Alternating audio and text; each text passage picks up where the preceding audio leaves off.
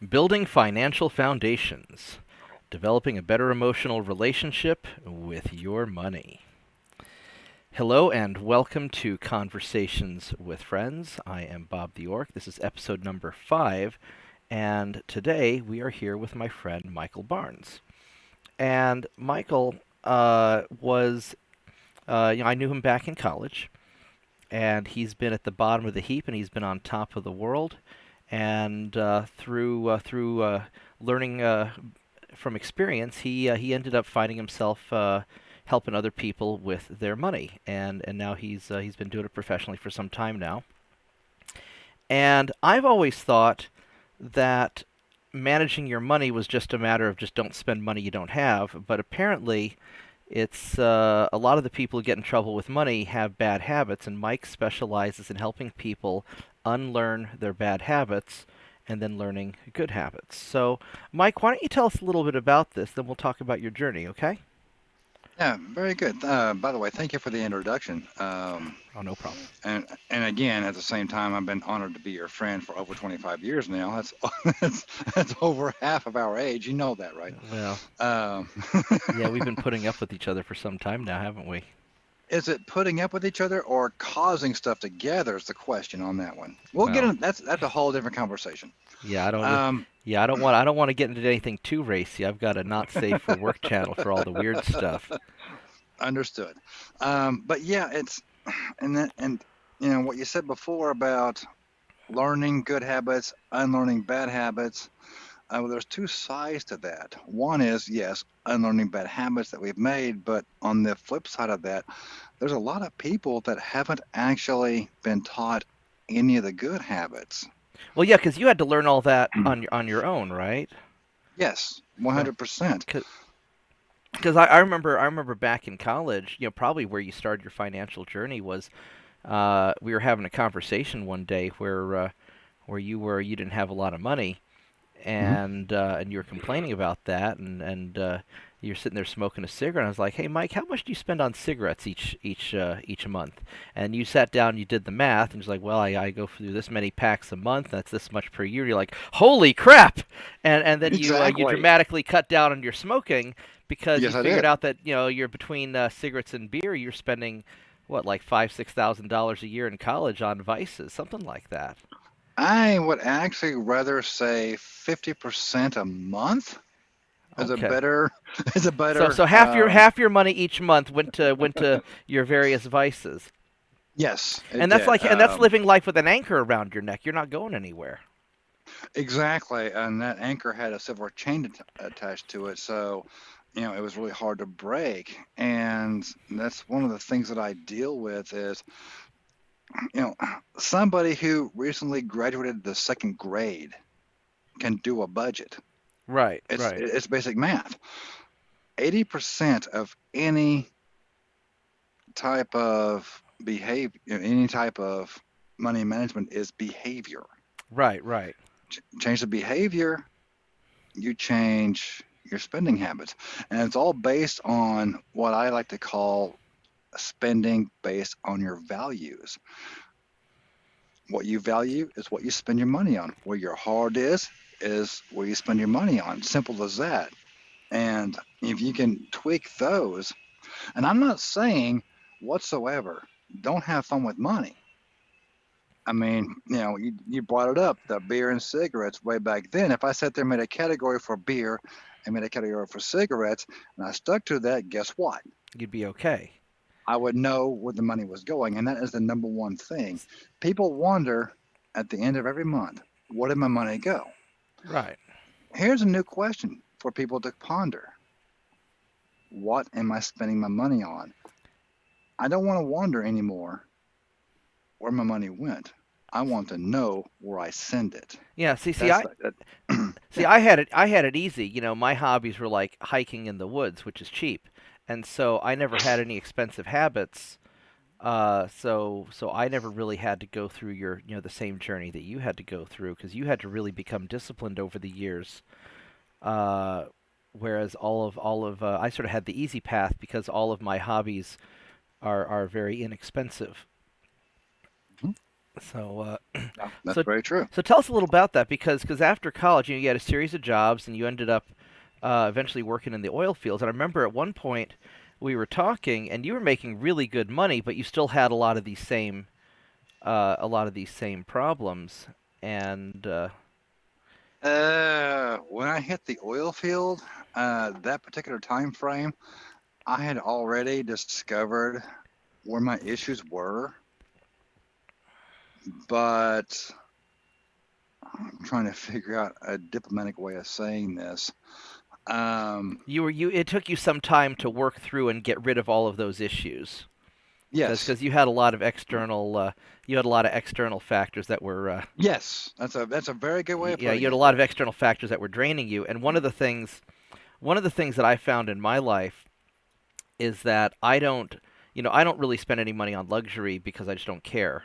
My luxury is a ribeye steak, and so I eat the hell out of ribeye steaks.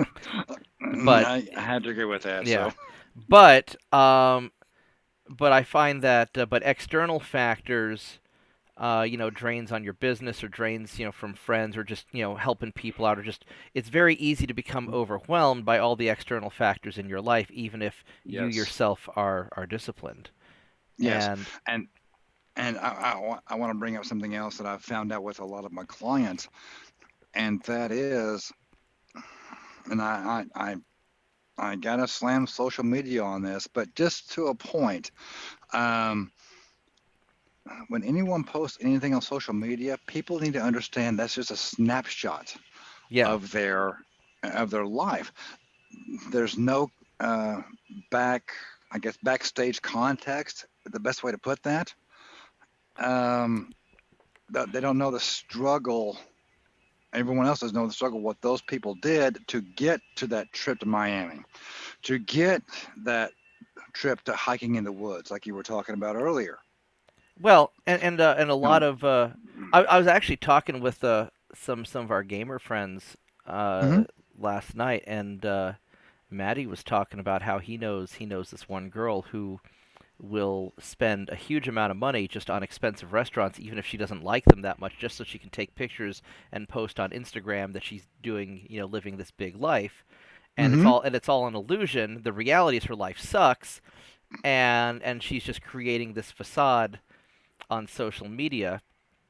Okay, And I call I call that keeping up with the Joneses. yeah, I got to do what they're doing because I got to feel special. And the number one thing that I have learned over the past 10 years of doing this system that, I've worked on and perfected is you have to be content with your own life. What do you like to do? Now, there's nothing wrong whatsoever about trying other things. Enjoying your money. And my system does allow for that to a certain extent. You know, but you have to be responsible. You have to be responsible about it, though. you have to be responsible about it and also just actually think a little bit. It's like, okay, do I like walking 5 miles uphill? Yeah, Okay, actually, it's kind of I'm talking. You do. yeah, I'm not. Okay, I don't do that. And I'm like, okay, after a 5 minute walk, oh, forget it. I'm not doing it. that's because That's you why. smoke. That's because I only walk 2.5 miles. No, I can't make the 5 miles, so I make the other 2.5 back. So I know I make it back home. Okay, Yeah, that's how I feel about it. Um, but you know, I'm also into what's known in the industry as bashing RC racing, which is a little remote control car that I build up, and if I break something on it, I know it's cheap. I can replace it, whatever. I don't do the professional races, but I just get a huge thrill out of sending that freaking nitro powered RC down the road at 50 freaking mile an hour, based on Norman PD's radar gun. okay. Stuff like that. Find a construction site where there's a bunch of little hills that I can sit there and send that thing ramping off. And so you have to Okay, budget for your hobby, exactly. and But my hobby, once you get into it, once you start it, which is the big start cost, but you're talking about $15 in parts and a couple of days waiting time for them to come in. You install them, boom, I'm going again. you know. Right, right, So, but when it comes to hobbies and things like that, the way I set things up is plan for it. You know what? Let's make two categories. One, your walk around money. The other is your exploring hobbies budget right. money, Well, right? it sounds like it's all about priorities. You try to get people to Yes. prioritize. If they're making a fixed Yes. amount of money every month, Mm-hmm. and you leave a little bit of a cushion, I would imagine, and then you prioritize what's important and what's left over. Actually, there's no cushion because every dollar that comes in per month is accounted for I mean, down what I to the meant by cushion was dollar. you're probably having them set some money back for savings or investment Yes. money. Yeah, so that's what I Yes. mean by cushion. Okay. Yeah. Exactly. Or getting even more basic, getting out of debt, Yeah, yeah. and that is okay. I'm gonna spend this on this, that's on this, and I'm a Dave Ramsey kid, so I know the debt snowball. I can quote it for you verbatim, All right, phonetic let's alphabet hear the type. death snow. Is that Not the Major death hanging it? snowball. This isn't a Darth Vader thing here, Oh, okay? It's debt. the debt snowball. Okay. We're not talking about Darth Vader here, Star Wars kid. We're talking about debt snowball. You take your smallest bill, your smallest consumer debt. Okay, let's call it a $200 Home Depot credit card. Okay, Right. anything under $500, I consider what I call ankle biters. Okay, Okay. and what that is something that you pull $200 out of something, that you don't put, can put up with not having for a couple of weeks. You throw it, you pay it off. Then you take the payment of that you were paying every month and apply it to say your Lowe's Yeah, you just card. put it on your next one. Exactly. And then you just take the combined payments of both and Looks pay like that off. Major really wants to be part of the show. Yes, he does. He's trying to do the furry paw cha cha on my keyboard right now. Well, the thing is, you see this beach thing behind me. He thinks it's the world's largest kitty box. So, I mean, what are we gonna do here? Yeah. So, but and then after you pay that off, then you're talking about a $500 Visa, for instance. You take the minimum payments of those two, and you see how everything escalates and Right, gets and then bigger, as like a snowball. as you pay off your debt, you've got more money that you're making on payments. You can apply towards paying off more and more, and it just speeds up. Exactly, and it Okay. does speed up. Now, where a lot of people get frustrated is when they're talking about, they pay off their, say, $2,000 MasterCard, for instance. The next thing is their $10,000 car loan. Right. And they see that jump. Okay, that's a big thing from 2,000 to 10,000. What they don't realize is that they keep applying all those previous payments to that one payment And then it on the just car. starts knocking down faster. It's gone. My system usually gets people paid off if they make the average household income per year, which is roughly $57,000. Right. My system will get you out of debt in 2 years. Okay. Okay.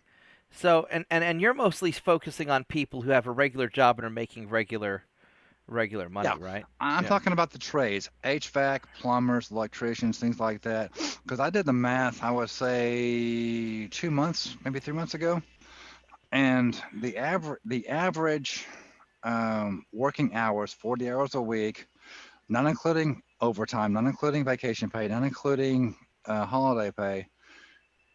Those guys alone make 58,000 a year. And yet Okay, that's a single and person. yet they're struggling a lot of times. Yes, exactly. And let's face it, $58,000 a year, you're living in an apartment, your monthly cost of living is no more than two. Yeah, I You're guess talking almost unless you're in like New York City or some really expensive place, exactly, but then you're getting paid but at more the if you live there. I was just about to bring that up. Yes, that's exactly right. And so, you're talking about, of course, all those wages adjust based on where you're at. New York, California, Texas, Oklahoma, Kansas, Nebraska, Michigan, wherever. Okay, those fluctuate, but the average household income is 56 to $58,000 a year. So, but you're living in an apartment. Average rent is 700 to 800 a month. Yeah. Bills are, and I had an apartment when I was, living here and driving on the road. They were negligible, and I left my heat on where I wanted it in the winter at 73 degrees. I left the air conditioning on where I wanted it at 73 degrees, and I wasn't there for 95% of the month. Right. And Right. my bills were still 60, 70 a month. So I'm very familiar with how that works. Well, So and most people, if you're not throwing money out the window, most people can live off of 2 to 3 thousand a month pretty comfortably, I would imagine. easily, and they're bringing home four. Yeah. Yeah. So you take the other thousand based on that particular example up. I'm bringing the higher average that you just said, 3,000 a month, bringing home four. You're talking about $1,000 a month. That's 24,000 for 2 years. They can put towards your bills or put towards investment or put towards paying toward Exactly, down debt or investment or whatever. Yeah. exactly. So, and a lot of people don't think that way, I guess. That's Uh, roughly 80%. You can walk up and down the street in your neighborhood right now. 8 out of 10 people are living paycheck to paycheck, and they're making at least the annual average household income. huh. Yeah, Because from my perspective, I haven't had a regular 9 to 5 job in forever. ever. And so because I've always been an entrepreneur, and so my Mhm. income is very spiky. So I Yeah. have a different calculus that I have to make because I have Mm. to estimate what am I going to earn in the future and whatnot. So I have to be a lot more conservative with my money because you never know where the next paycheck's going to come from. But for regular people who are having a day by day normal job, it's really just a matter of being in a good habit with your money, Yep. and then it's just a matter of time before you eventually knock it out. It's not even eventually with the way I approach things. It's, like I said, 2 years, your consumer debt is Now, gone. how much consumer debt do most people have? Roughly on the average, Okay, 35 so to yeah, if they're putting 40,000. 1,000 a month towards that, then yeah, that's 2 years, There you go. maybe three tops. Little more. It just depends on how aggressive they want to be. Right. Any client that I get, they end up being more. They after they find the first two small bills and small debts paid off, They start you to have build no idea. so they start to build some confidence. Oh no, no, no, no, no. Confidence isn't the word. Aggressiveness is the word. Okay. Okay. I had a client that last month they finished off paying $35,000 in 14 months, Okay. making 58,000 a year. Yeah, I can see him do it. But you've also had Yeah, some client you've also had some clients who are making just big money, you oh know, yeah. $250,000 a year who are in debt up to their eyeballs because they couldn't put the credit Mm. card away, right? Let me give you an example of how debt can really um, demoralize somebody. Okay. Okay. I had a client, household income, take home $168,000 a year. That's a lot of money. They were in debt, including their house, $20,000. Which is nothing. That's like two It's months worth of nothing. that's like two It's months worth nothing. of, yeah. This is where I come up with the 100% emotional, what's the word I'm looking for here? Emotional baggage that comes with debt. They had no idea what to do. I didn't put them in my 4 month program. I did not put them in my 7 month program. I said, look, you're talking $20,000. Can you live on $50,000 a year for 3 months? Yes, your debt's gone. Yeah. And they said, really? I said, bet me. I won the bet. So, yeah, so I mean, because if they're making that much and they only have that little, Yeah, they must. Man, yeah. that doesn't make sense to me because I'm thinking if you're because if your take home is 168,000 a year, then that either you've got, You're, and you're if you're only in $20,000 worth of debt, that's just chump change to you. You can pay that off very easily. Yeah. exactly. But it was so demoralizing that they felt this big, like we were talking about earlier, the silver chain with the anchor. It's like, what do we do? This is always on our mind. I said, I get it. So And I how so said, how look, go ahead. so how do people get into these problems in the first place? What causes this? I know for a fact that you don't watch network TV. I know I don't. Well, I don't have a Uh, TV. I my haven't. point exactly. We tried TV back when I was a little kid, and then I didn't see a point in it, and Mom was like, "Here, just go read a book. That way your brain doesn't rot." And so I just never. There So I are never two got into it. things. There are two things that are advertised more than anything else. Okay. That is automobiles Right. and credit cards. Credit cards are the number one thing advertised. Right. Okay. People are saying, hey, have a credit card. There's a couple of secrets about credit cards. One, the credit card company gets paid by the merchant for whatever you buy Hmm. as a guarantee of payment. Number two, they're getting interest payments off of you as well. So they're getting paid off both ends. Well, and then the merchant services company gets a little bit of that also too. Exactly. Okay. So you're talking about, and that's why credit cards are the number one thing advertised in America. Well, because You, if they can get you to into debt where you're in, where you're just making payments every month, then you become kind of their cash cow. if you only made minimum payments on $1,000 credit card, you will not be paid off for 25 years. Yeah. Yeah. $1,000, 25 years of payoff. How much interest do you think you paid alone on that? Well, some of these cards have 30% interest. Or Yeah, if you're lucky, you only have 15% interest, and so on that $1,000, exactly my point. and it's On compound, so you're paying more than 15% of that every year. exactly on top of that, they're already getting paid by the merchants Yeah.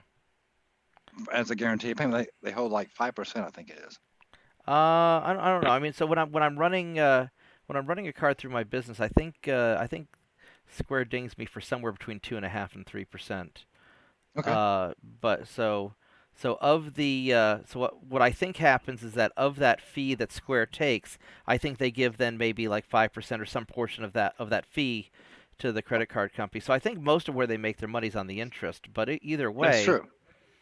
either way, they're making bank, and so they're just gambling that you're going to eventually get things paid off. And I think they change the bankruptcy laws to where you can't just get rid of the credit card debt as easily anymore. Or The only law that I know of that's changed, and I'm not a lawyer, yeah. okay, so I have to say that up front because I'm not licensed. It is just my opinion and what I've heard.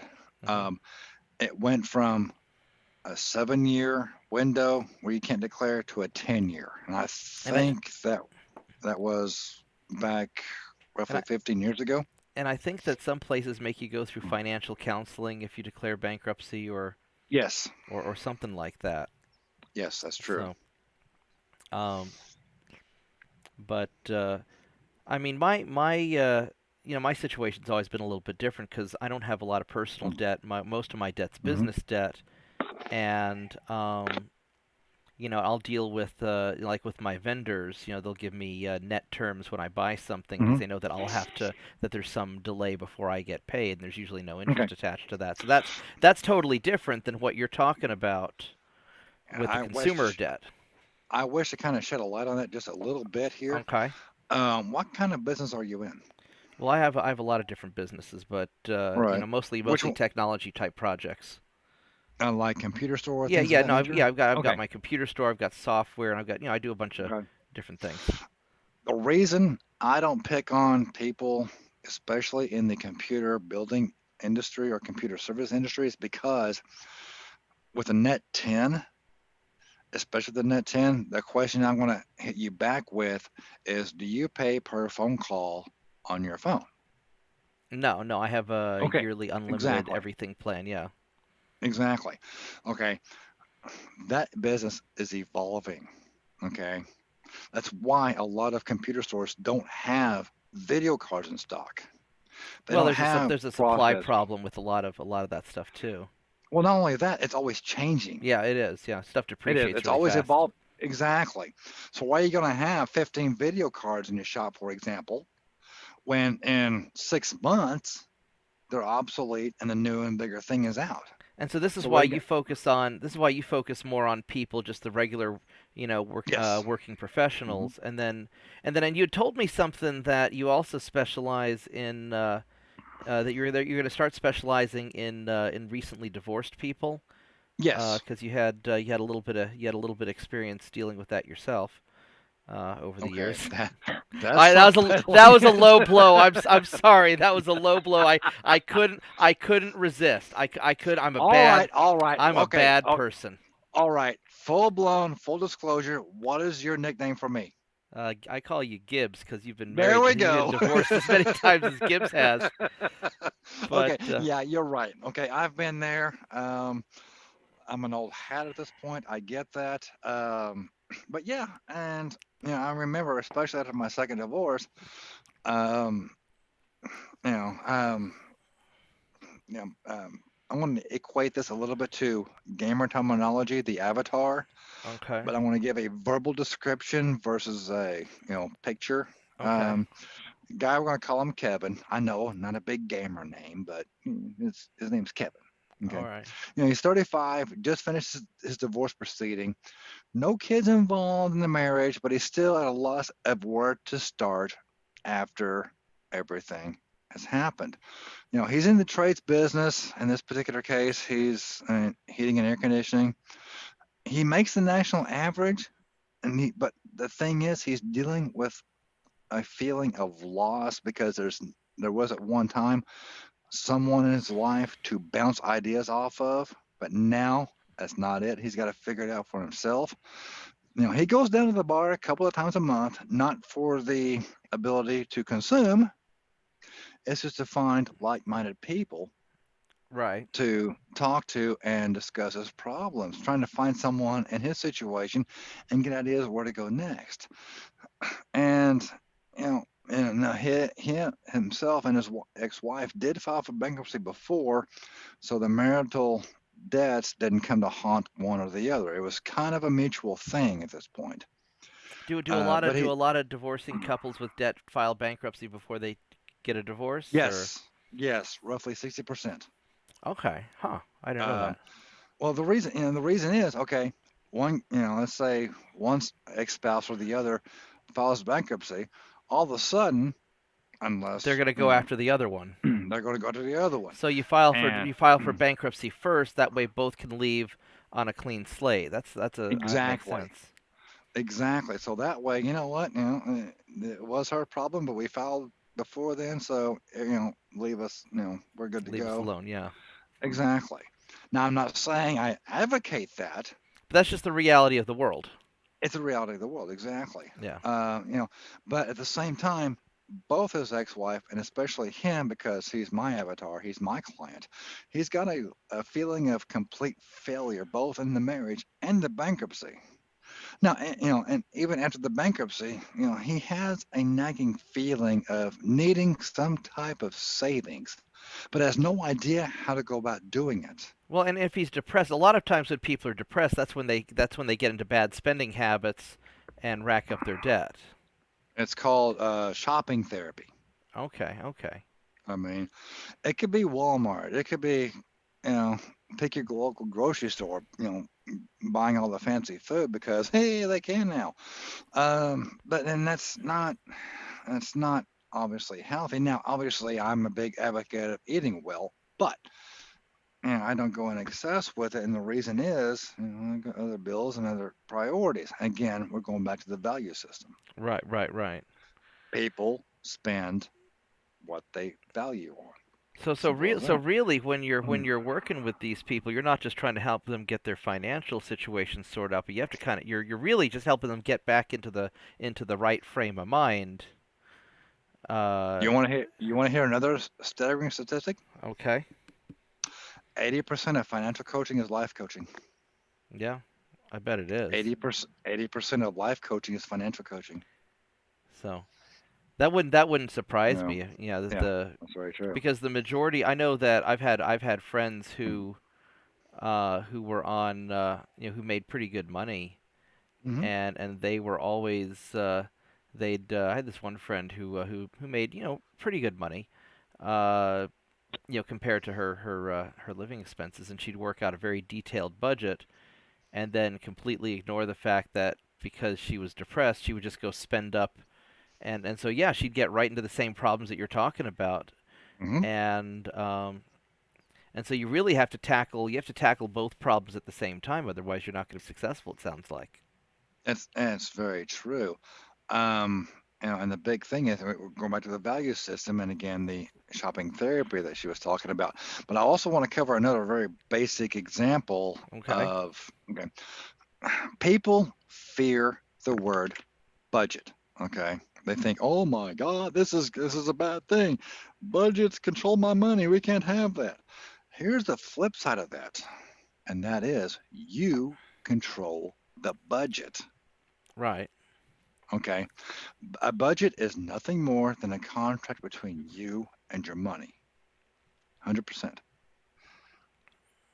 I mean, And no, no, that makes sense. I mean, I was gonna say I get. I mean, I don't actually live by a budget.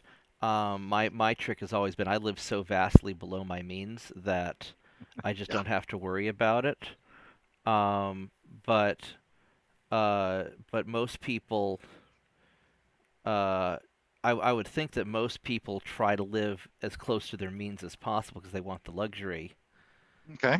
Yeah, that's true. I don't know if that's what you found or not, but I know that I had a client once who was in the oil industry, and he was trying to start up a business. He's always having trouble paying his bills because he was making quarter million a year with the oil industry, somewhere around there, and he decided to buy the biggest fanciest house, and the big truck and the boat and the trailers and all the stuff, and he lived just right up there at the edge of his means. And so when his business took a downturn, in the oil hit that we had here in Oklahoma a few years back, he was just screwed, and he went out of business because he didn't have the cushion, because he just went into debt instantly because he was living right there at his means. And if you're living way below your means, then you don't have to worry about.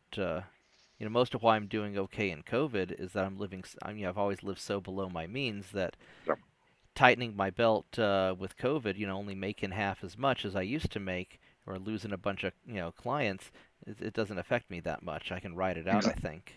exactly. I mean, and anybody can do that. I mean, whether you're, in the trades, but at the same time, I'm kind of cheating a little bit because everyone wants heating and air conditioning. Yeah. Everyone needs their plumbing fixed. Yeah. Everyone needs their electrical fixed. So that's kind of where I'm at. And I have seen so many people. By the way, I want to put a pin in. Are you talking about oil field? Uh huh. I've got some stories. Okay. Um, and because those are um, very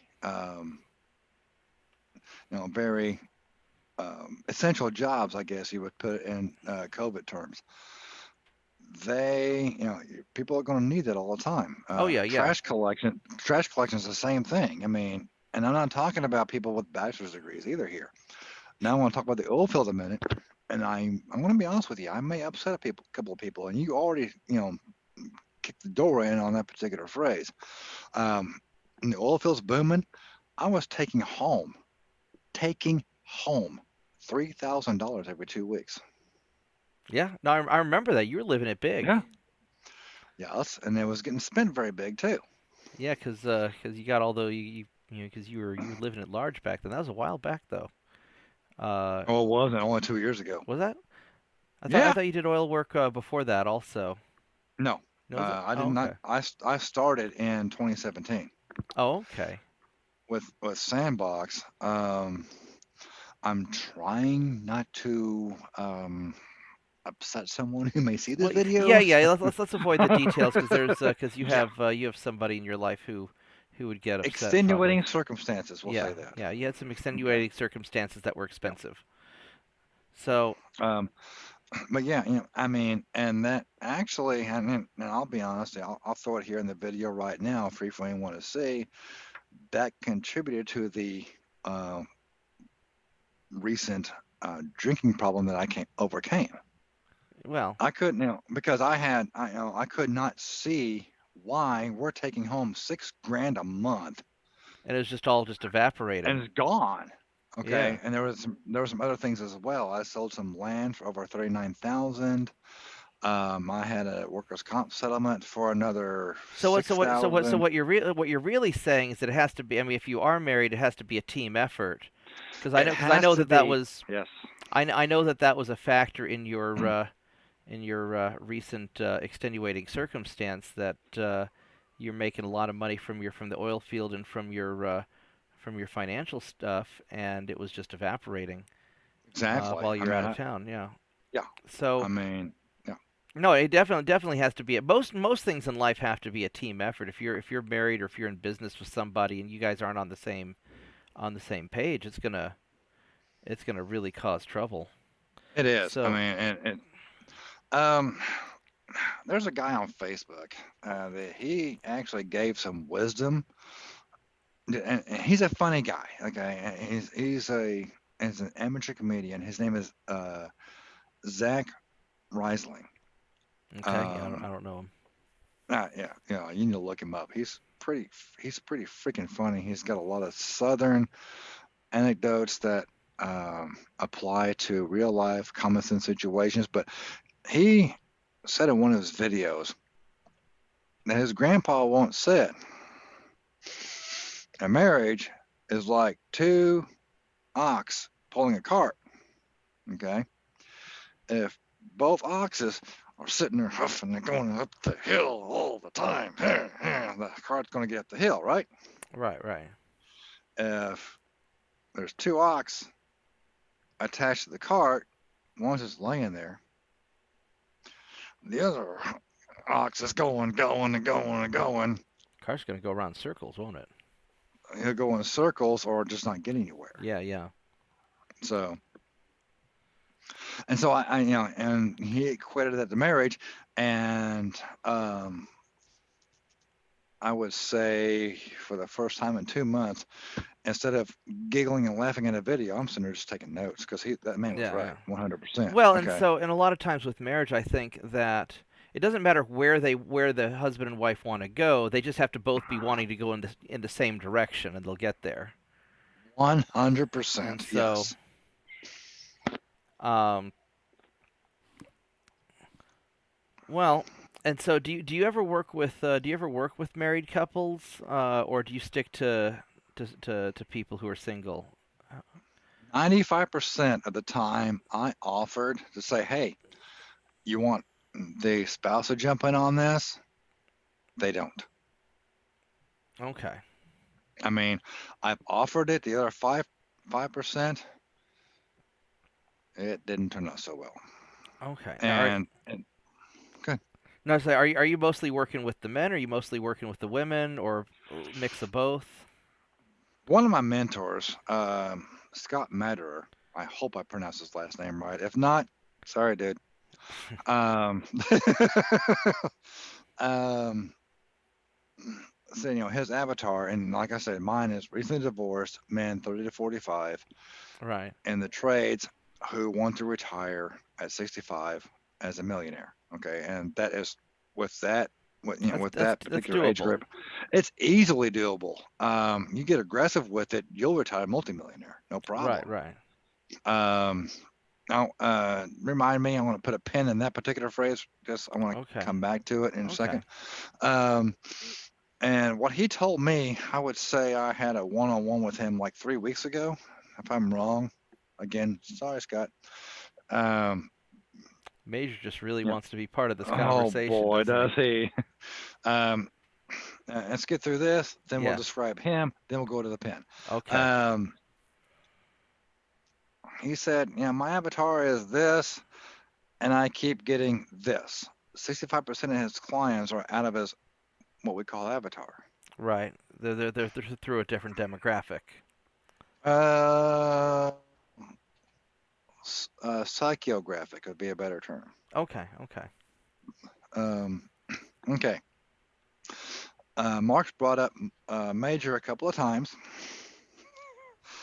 He is the cat you're going to see coming in and out because he's just a huge Yeah, attention seeker. normally he just sort of hangs out and does nothing, and the moment he knows that you're in the middle of doing something and not paying attention to him, hey there, Major.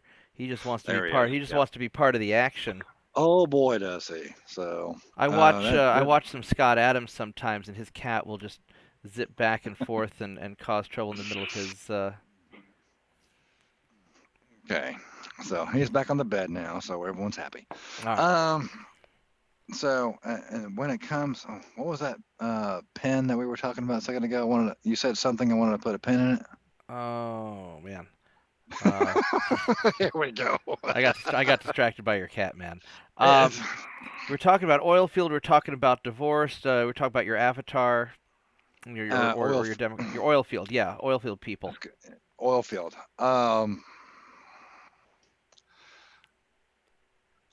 There was one guy I was trying to get as a client, and he said, "I don't have any debt."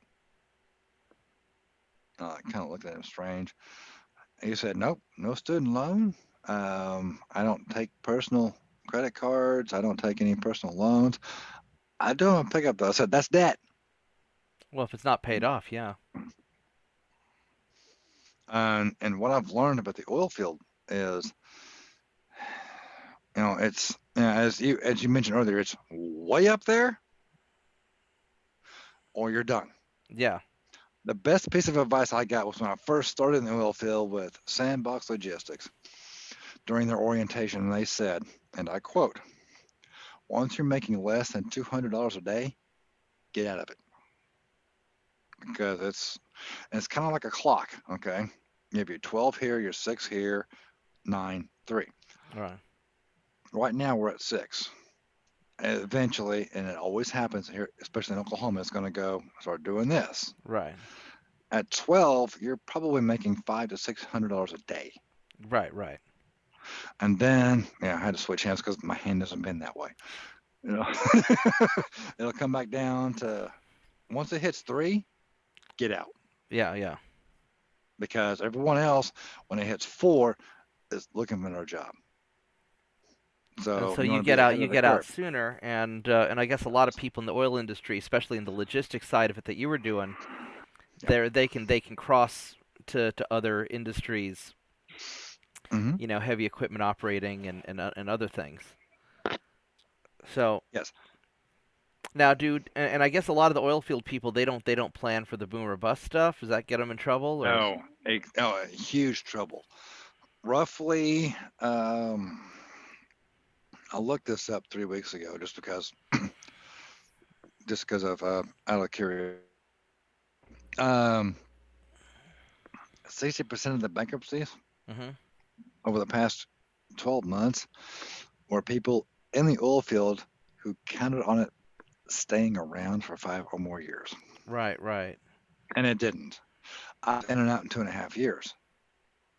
Well, and I have to be like that kind of in the technology industry. Yes, that's very true. there's sort of a boom or bust cycle, and so what I've done is I have a number of different businesses that have different boom and bust cycles. So Hmm. while so like my consulting business is doing garbage right now because all my consulting clients were in New York.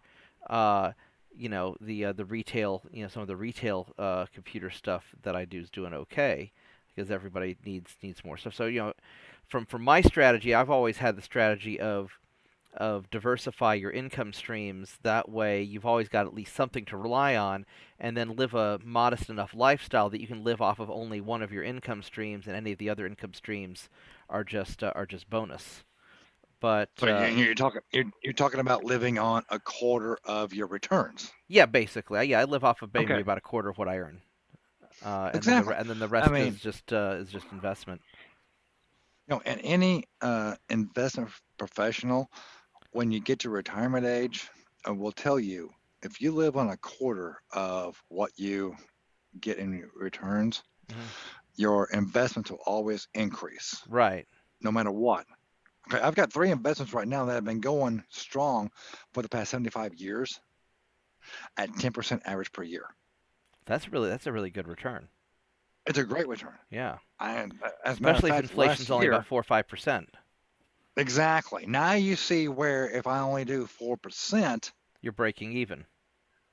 no, I'm not breaking even. I'm living in my means and it's still growing No, but I'm saying on if top your of what I'm investment living. income increases at 4% and inflation goes up at 4%, you're essentially you're earning Yeah, about as there you go. fast as Yeah, you're right. inflation, and so you're really just breaking even. You're treading water. That's, yeah. No, I wouldn't, no. That's all right. The trading water, no, you're not. Now, if I was living on 10% of my investment income, then I'm trading water. Okay.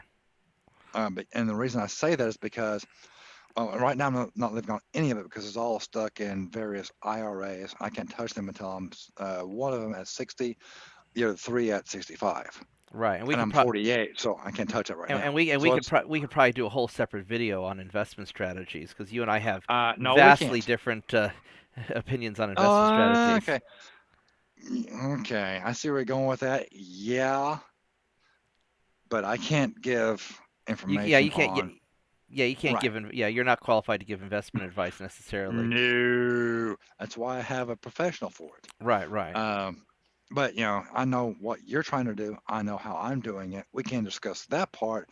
We just can't go into individual. Right. Right. Right. Right. Okay. And I want to make that clear. But yeah, I mean, my investments have averaged. Actually, mine is 11.74% over the past 75 years And on that's three of them. that's better than most people. That's probably Hmm. well above the national average, I'd imagine, isn't it? National average is 8. Yeah, that sounds about right. And again, now what I can do is when my clients get to that point, that means they, you know, have all their consumer debt paid off. They have an emergency fund of either 3 months of salary or 6 months of expenses. Right. And if they haven't bought a home yet, they have 20% down. We're going to get put a pin in that because I'm about to give you the strategy on that. And buying a home. Uh-huh. Okay. I can do that much. Um, then, they're doing steps 4, 5, and 6, which is 15% in retirement, 5 if there's kids involved. And I do handle clients that do have kids within their marriage or their Right. ex-marriage, however you want to look at it. And then step 6 is paying out the house as fast as you can.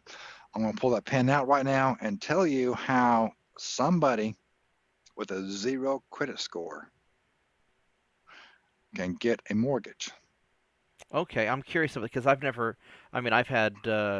Hmm. I know when they were offering those credit cards back when we were in college, I took one and I started building up my credit. I saw it as Yeah, I saw it as a game. I want to see how much credit I could get without having to spend much of it. But a but lot a of lot people do. but a I lot get of that. what? A lot of people what? A lot of people do that, and I Yeah. get it. Yeah. I did it too. So yeah, I Yeah. mean, Yeah, well the difference is most people run up their credit card debt rather than just trying to game the system. yes. So Now, how do you so by the time I got a house, it mhm, was, I had a credit score, so it was easy. So how do you get a house if you don't have a credit score? it's manual underwriting. They did this up until the late 70s, early 80s, when credit scores weren't in existence.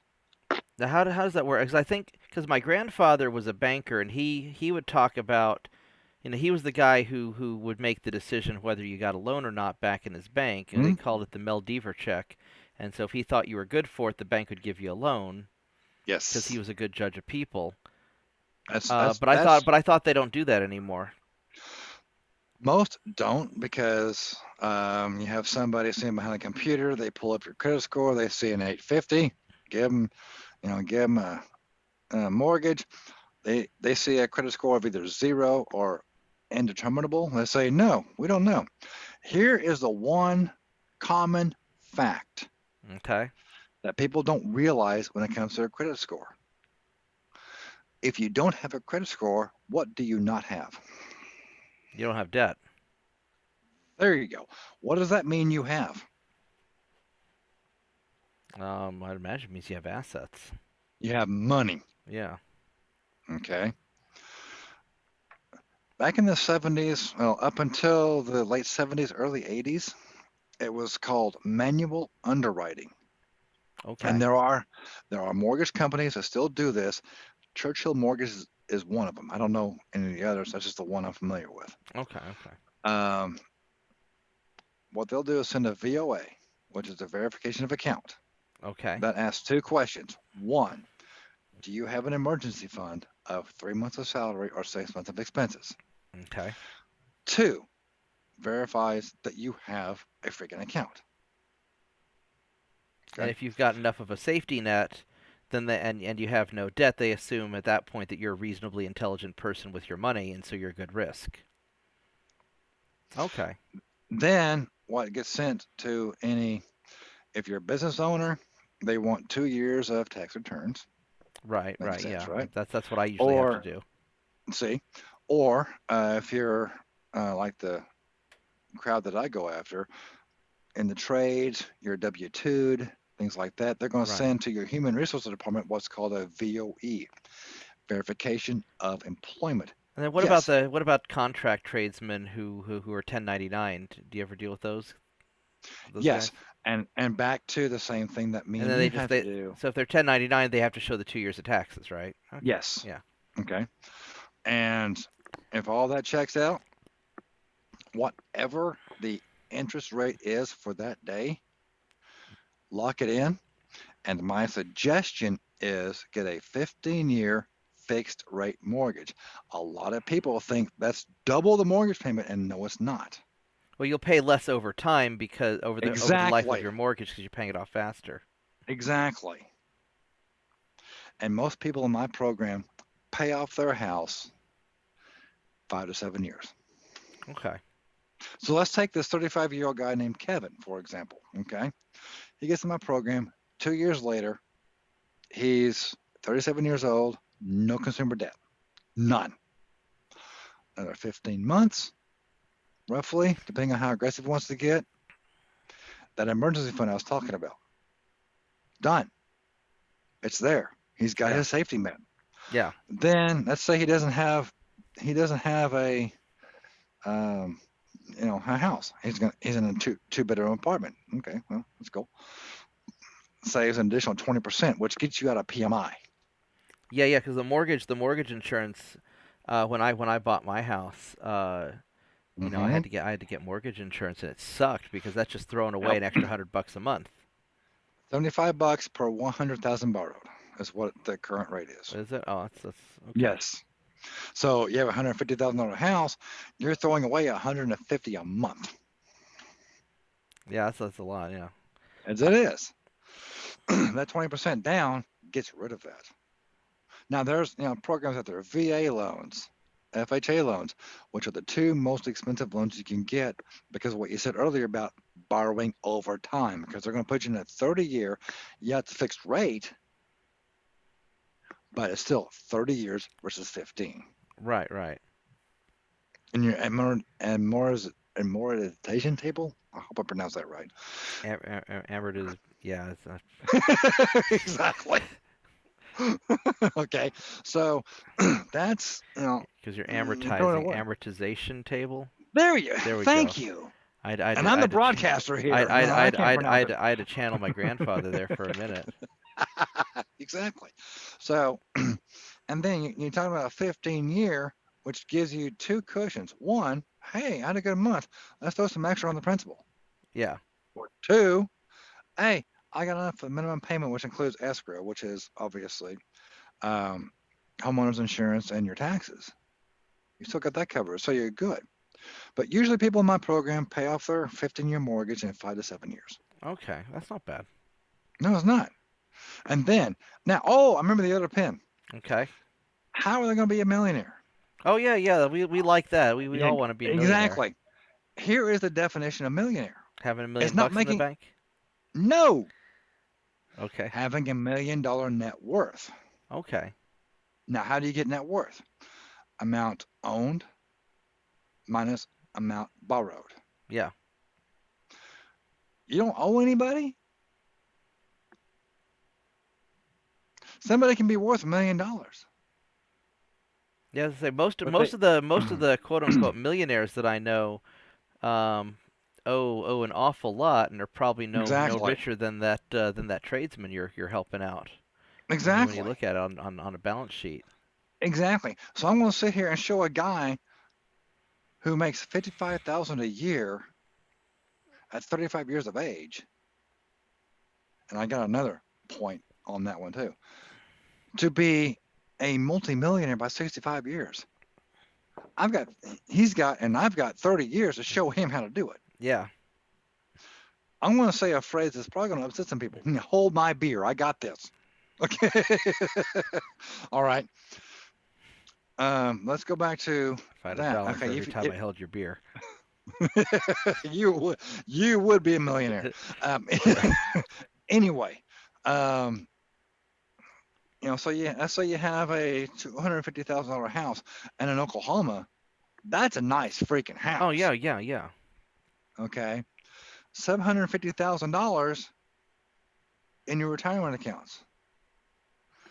That's $1 million, Just about. and you own 750 just plus a about 750 plus 150 is about no 900. Oh, 250, 250. Oh, okay. I thought you said 150. Yeah. 250. Okay. There's your million Yeah, that dollars. is. Yeah. You're a millionaire. Yeah. Yeah. Chris Hogan. He has a lot of videos on YouTube. He's got a couple of books out. One is The Everyday Millionaire, Right. which is the person I'm talking about. $250,000 house and land, especially out east of El Reno. There's some nice houses out there. Yeah. No, there are. There are. And $750,000 in retirement accounts. They're millionaires. Yeah. Um, so and you're talking about a guy at 35 years of age. He pays off that house in 10 years. He's 45. And then the last step is chunking as much money as possible Into his investment account. into his investments. You're going to max out your Roth. You're going to max out your traditional IRA. So you just put everything else in after-tax mutual funds, and Yeah. you even do that with 30% of your gross. That gives you 20% of your income per month to do whatever you want to do Yeah. Yeah. And it'll add up pretty quick, especially if you've easily. got a good mutual fund. Exactly. Yeah. Getting and just round numbers, 10% a year. I'm getting 11.74. Yeah. And You so you know just throw as much as you can in there because you've got a good fund. exactly. Yeah. Well, That's it all you sounds. have to do, and all it boils down to is where are your values. Yeah. That And it is all the Yep, it, that's the it, whole thing behind my program. yeah, it just gets down. You get the right start, and you get the right foundation, which is why you're calling it financial foundations. You get the right foundation, and then the rest Yes. builds itself. Mm.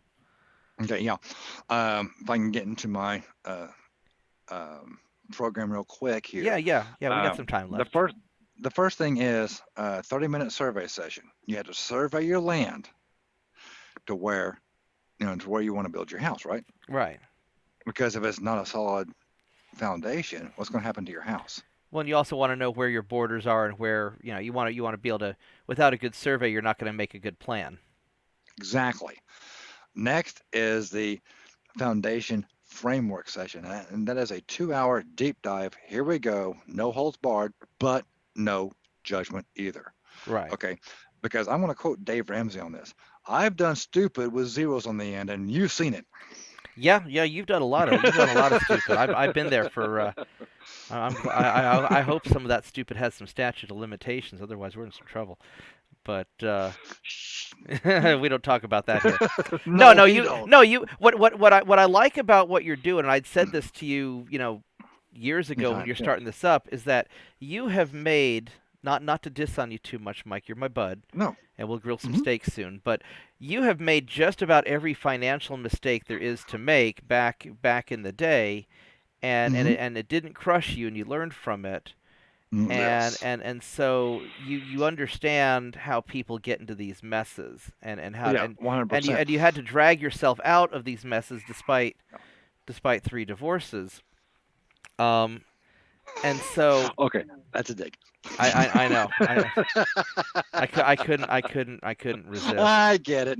I do But want to but you know what I you're do want talking to about when when people are down on their luck like that through yes. self-imposed problems because you've been there and you got Oh yourself yes. out of it. You've even got yourself out of it a couple times. So Yes. and And now you're doing pretty solid. I would actually like to correct one phrase. Hmm.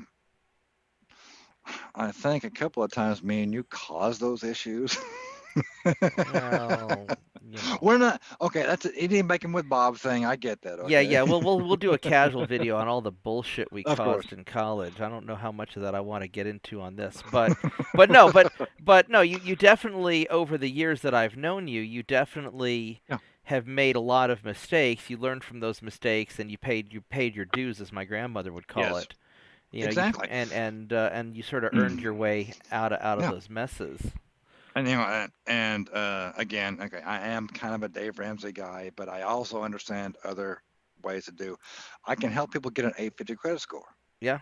I can also help people eliminate that, and I showed how that's an advantage because when you're buying a house, you have money. Capital One has my best freaking phrase. I love to yell at. Okay. Okay, what's in your wallet? Money. That's what's in my wallet. Okay.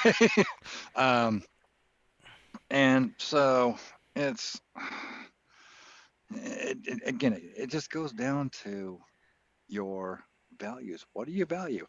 I like eating. Okay, give me a ribeye once a week, chicken and pork chops the rest of the week for my dinners. I'll handle my breakfast and my lunch. You've seen my breakfast. Yeah, yeah. They're You've pretty ate good. my breakfast. Yeah. But see, that's what I value. And anything else, okay, well, whatever. Yeah, you have pretty one thing that we've always had in common, especially once you sort of got out of your bad habits. Yeah, We both have sort of a low luxury lifestyle, it does. Yeah. and I've always sort of been that way, and you kind of evolved into that situation, I Yes. think, and Hmm. so that I where can people find you? I'm gonna go plug Okay. your business in the description below when I I go post this appreciate that. video, and that's no problem. Um, you can find me at buildingfinancialfoundations.com. Okay. The phone number is 832-598-8493. Call or Yeah. text. There's a link. There's a few links in my website where you can schedule that. Normally, okay, this is a special I want to run right here, right now on your video. Okay. Normally, it's a 15 to 20 minute, what I call survey session. Right. I'm going to extend it to 30 minutes. Now, do you charge for For the it, survey session, or is this just kind of a no, free so you it's do a it's free evaluation just so everybody knows yes. what they're getting Not into? not only that, but just to make sure that we can work together. Yeah, You yeah. like my you like my personality. I like your personality. I can coach.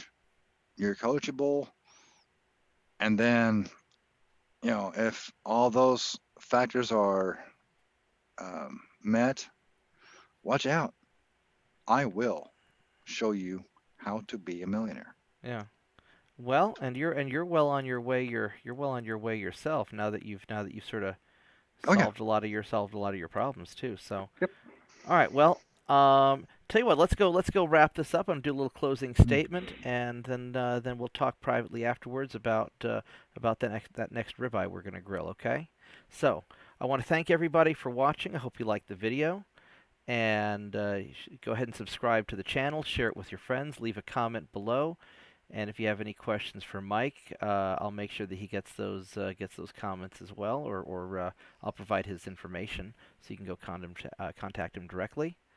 And I hope everybody had a good time. This is a lot of fun, and I will see you guys next time.